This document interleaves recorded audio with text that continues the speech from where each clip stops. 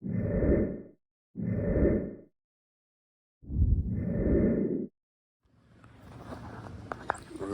hi everybody.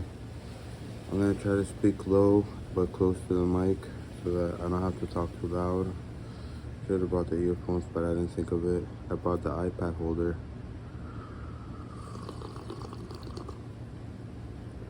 Café con leche. I like cold cafe, but mom likes Nescafe. The one made in Colombia, to be particular.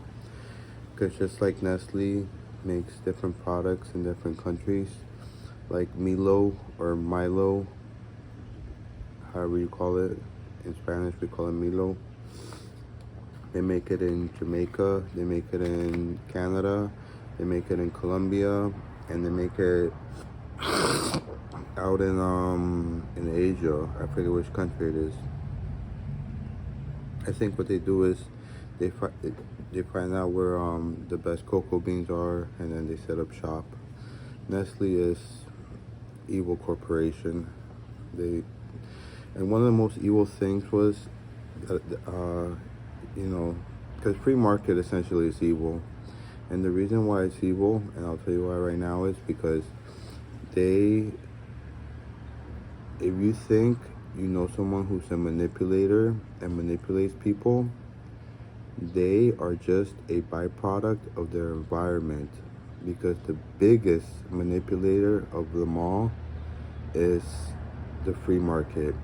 And how they do that is by advertisements, by propaganda, by pushing things on us and making us think that things are a way they are when they're not.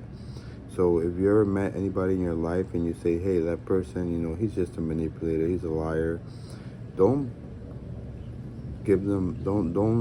fault them for being like that. If anything, fault where you are and where you live, because it's the truth.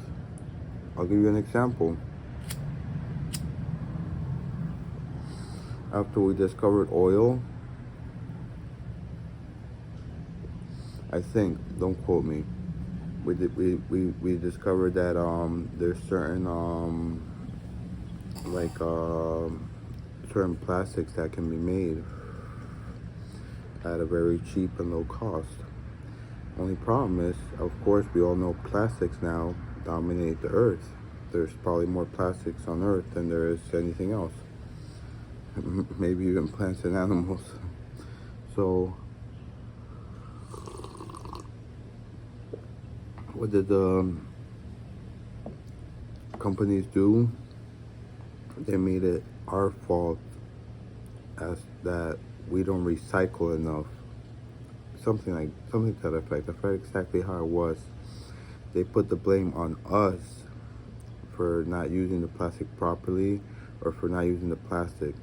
When in reality, the old things of how things used to be was perfectly fine.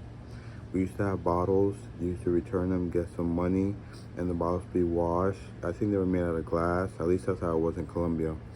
They would be washed and they would be reused. And bam, bottom line, barely any carbon footprint. But what do companies care about? They care about profit.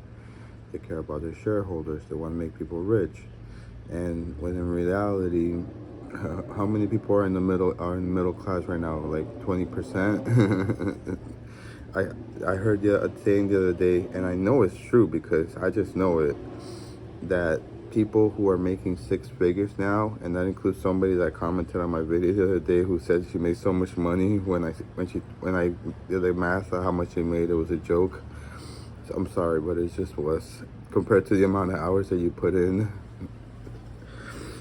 The only thing I can tell you, and because I feel bad about saying that, is if you really enjoy what you're doing, it's not about how much you make, it's about how much you save. Save as much as you can, and if you really enjoy what you're doing, buy the business. Then you'll be the one that makes all the money.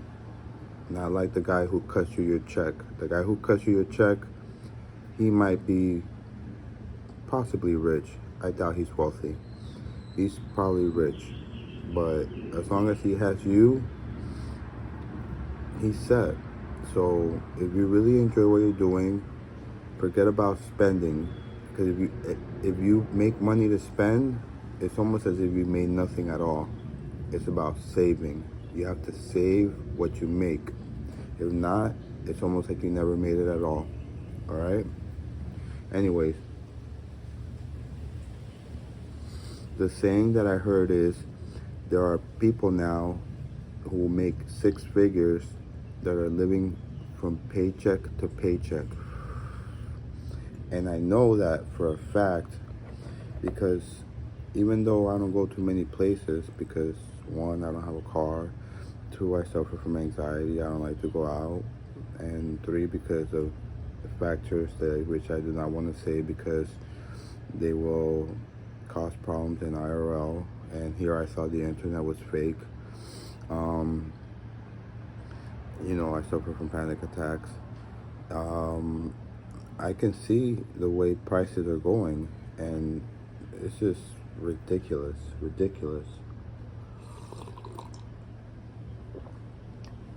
That's why, and don't think they're gonna go down. Once prices go up, they never go down.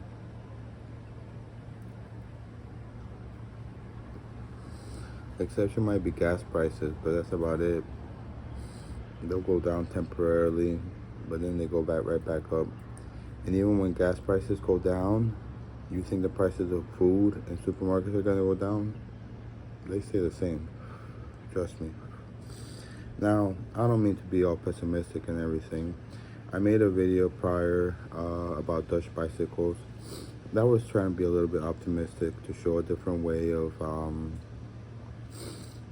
I was actually kind of like saying how suburbia sucks, but I was also saying that there is a better way of life because essentially, and they made studies on this, that if you have two lots, right, and they're both, let's say, I don't know, 2,000 square feet each lot, but one lot is a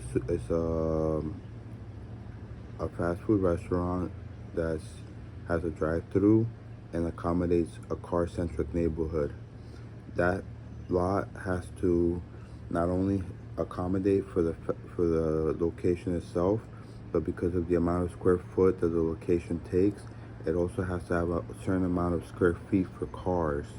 Okay, now you take the same amount of space, however many square feet I said in the beginning, and instead you add shops where it's like walkable, the shops are closer together, and it's more people friendly. People can, there's places to sit, there's more stores per that square feet because, essentially it's more like a city kind of planning place.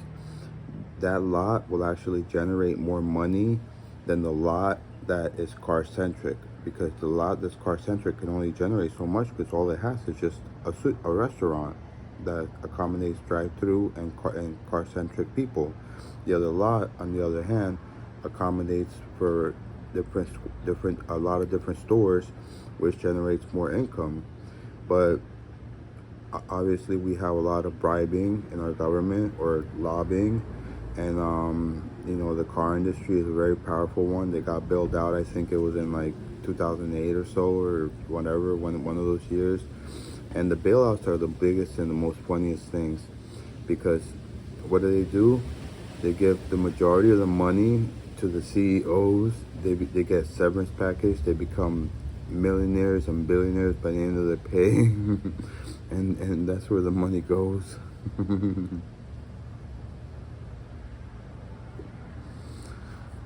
I laugh, but it's kind of like a sarcastic laugh. At the end of the day, it really makes no difference because, we're all just but like dust in the wind.